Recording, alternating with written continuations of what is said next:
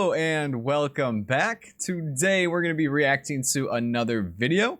This one was again recommended by you guys and I appreciate it so much. I'm super excited for this video. We took a deep dive into the AFL a few videos ago. It was a video by Vice that we did and I really enjoyed it. It kind of looked at a rivalry and it was fun, and you guys let me know a bunch of other rivalries in the AFL and you really lit up the comments and I loved it. This is another video by Vice here. You guys also recommended this. It's called Analytics in the AFL, the most data-rich sport on earth. Ooh, that's a big claim, but we're going to take a look at it. So my guess is this is going to be a little bit more behind the scenes of the game and kind of how things are run as far as maybe the analytics of it. So I'm super excited. If you guys like this video, hit the like button, hit that subscribe button and the bell notification. It's called the trifecta. I suggest you try it, but we're going to get the ears on. We're going to get right into it. Let's go. As always, the original video will be linked in the description, but let's check out some analytics in the AFL. The Melbourne Cricket Ground. Handball, smothered by Grigg, Bruce Toll, ball up, Brown. The person who really wants the numbers, they probably don't understand what depth we actually get into for clubs and what data we have available that they never get to see. 18 players on the field for each team at all times. Everyone can do anything, the ball can go anywhere. So it's a very dynamic game to analyse. I suppose, yeah. Thank you. I didn't actually think of that. It's far greater in AFL than any other sport. A lot of it is nerve-wracking if it's a really big game. The coaches make bad decisions based off bad data, so it's just making sure everything's right. 2013 says Sunday football is ready to roll here at the MCG. It's Hawthorn, the red-hot favourites, against the Tigers. I work for Hawthorn Football Club in the AFL as well as for my own consultancy ranking software. Over time, the demands for detailed descriptions of the data have really grown in the coaching community and certainly in the look at the little kids. Data cuts across the little all sorts jumpers. of media. The coaches talk about it in the press conference.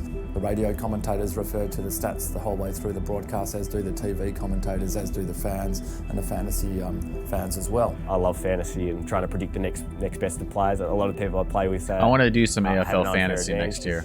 I watch 7 games a week, watch the TAC Cup, so picking all the best. Yeah, don't play against this guy. That's for sure. This is my spreadsheet, or at least the first page of it, with the top 50 odd players on it.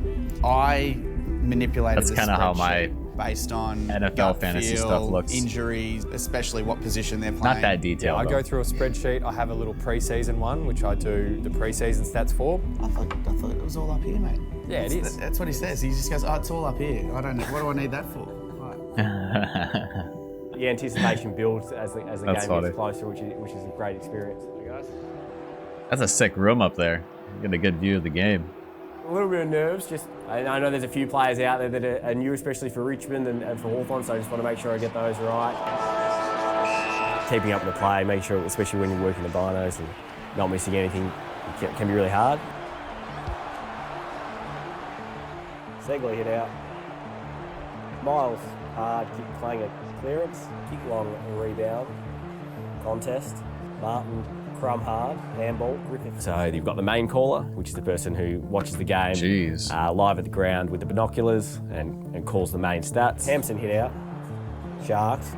Cirioli, hard handball. Sitting next to them is their support and the IT person, so they help out the media and listen to the umpires. Matchups behind them, they at all times will figure out who's playing on who, where everyone's playing. He has to really be on his game. Everybody works. We all have almost perfect AFL player ID, so we all know exactly who everyone is in the AFL. Hampson and Segler. Brand kick backwards, strap. See, now I wonder how long that takes to like memorize every single player in the I almost said NFL, in the AFL. Sorry, how long that takes to memorize and to know their numbers and everything, and just to be able to that quickly. That seems like that would take so long to learn. This is so impressive. And then to have like that structure between everybody, that, you know, like the checks and balances to work its way into the media and then into the coaches. Super cool. Mark, play on. Crum hard handball. Camelin. Bruce receive handball. Tackle by Rance. Rioli. Cyril. McAvoy. Loston tackle. Segler. Lewis. Mitchell. Giopolo. Hodge. Drummond. Crum loose. There we go. going to play snap to 15:30. This is the engine room really of champion data. This is where we capture every stat, every They got a action bunker. that happens in football around the country. In the Jeez. bunker, we have 5 roles. Back caller, The is bunker. the person who listens to the ground caller's call and just double checks everything they say. All the basic stats go in through the keyboarder. They probably put in over 5,000 stats a game. Oh, that's a then lot of on typing. the end is the graphical operator. So for every possession, we plot exactly where it happens on the ground, and then the other 2 roles on the end are the pressure capture and the pressure caller. That's a lot of All work. the basic stats, they take it to the next level. So that's your pressure on disposals, where people are trying to kick with, what foot they're trying to kick to. Teams started winning games by pressuring the opposition, and we didn't have a Jeez. measure for pressure, and the clubs asked us, how do we measure pressure? So we've come up with pressure acts, which are recorded live through the game.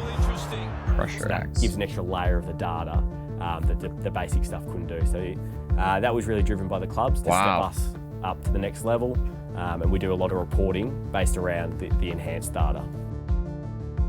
Over time, we develop more and more simple displays of the data that use the technology in a smarter way and just highlight the things in front of the coach that he should be looking at right now. There's a lot of power for the user to set up a view that reflects what they want and the coaches want. That's I really so enjoy insane. watching a game of football. Obviously, I've got I like the numbers visual there. stuff. You're talking with someone about the game, and you might mention what a great game this player played, and it's always in reference to the stats. The way fantasy sports has used statistics and particularly driven the recognition of players and styles of their play has been a terrific thing. As a footy fan, when a bloke shepherds or taps a ball on, or is a defender punching the ball away constantly all game, and you walk away from the footy and you go, gee, that guy played a blinder, but then it's not represented in his fantasy score. They are trying to incorporate all of those little things into it. The more of that stuff that they can fit in, the more accurate representation the numbers are of the actual ability of the player. Yeah, you get a lot of that in the NFL fantasy too. The guy will have a great game, but it Already doesn't come a really long reflect way. it in the points. But in terms of the future, we have access to every single player's tracking data live throughout the match, as well as all their kicks, marks and handballs. So if you pop that into Jeez, a that's visualization through virtual reality, you can actually This is what I kick- like. You want to be Cyril Visuals. Rioli today or Sam Mitchell, and you can actually watch the game from their point of view. Every action that the player has with the ball or with the player that's holding the ball being monitored, dissected, graded for quality. You want to know exactly where they are at all times, where the ball is, and from that you can build up a picture of which patterns of play are more effective so or cool. less effective. It's been a thumping win for the Hawks. Byron, kick short, goal, end. I also wonder too, because I think, and I noticed this with other American sports, there comes a point where like some stats don't actually reflect necessarily what's happening. My thing is when you break it down to a point, how meaningful is some of this data, right? I mean, you can have all the statistics in the world. You can break it down as far as you want. You really can. You can have statistics about statistics. And how meaningful does it end up becoming? Like how far can you really go? Quarter, end match. You actually feel like you know more than someone who just goes along to a game and just sits there and watches it and enjoys it. You know, the fact that you've got the stats at your fingertips as well, you do feel empowered with that knowledge. There's going to be an explosion of insight from what have previously been amateurs, or maybe in their day job they're accountants, or they are data scientists, or just enthusiasts who've grown up with the numbers. So you don't remember not having Well, technology? that would be my point. Yeah. My point is that I only got into it because of the stats. You know, that was the connection for me. The data, because it is so readily available, it allows you to become that coach or that statistician. It gives you a far greater interest in games that you wouldn't normally watch. But now you just get so much more information. You've just got so much more access. The competition is great.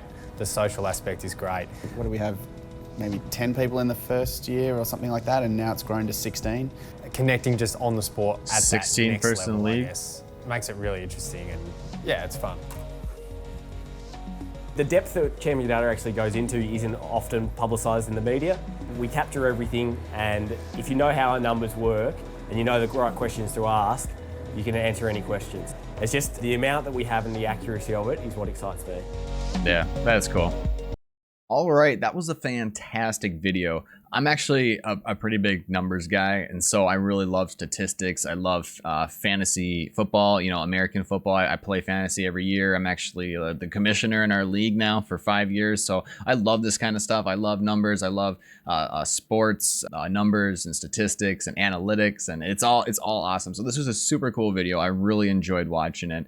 But again, I do have some questions, like being that, you know, the statistics are so in depth and so detailed, does it come a point where, you know, some of these numbers are just muddied down as far as what their meaning is or their value in a sense? Because again, you can have all the statistics in the world, but you know, what do they really reflect and what do they mean? But it's super cool, and I love statistics, and I think I'm definitely going to get into some fantasy footy. Is that what you guys call it, fantasy footy? I really hope so.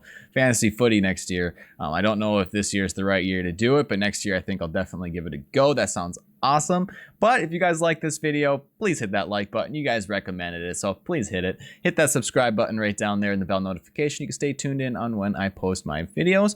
But I hope you guys are having a fantastic day. Keep the video recommendations coming. If you haven't checked out the Discord, head over to the link in the description and check out the Discord. I'm in there daily, and you can have a chat with me, send over video recommendations, all that good stuff.